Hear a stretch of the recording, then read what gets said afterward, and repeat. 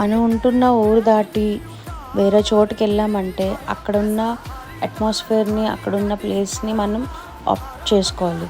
అప్పుడే మనం ఎంజాయ్ చేయగలం అనమాట ఉన్న ప్లేస్ని గట్రా.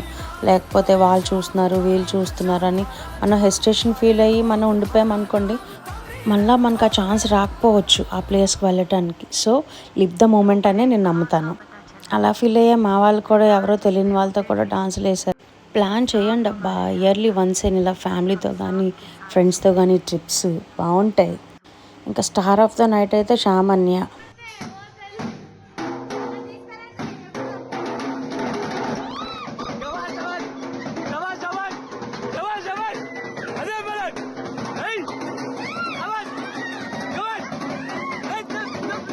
అదన్నమాట. వాడు ప్లే చేసినంత వరకు తెలియదు మాకు వాడు ప్లే చేయడం వచ్చు అని. వీడియో మీకు నచ్చిందని అనుకుంటున్నాను. Thank you for watching.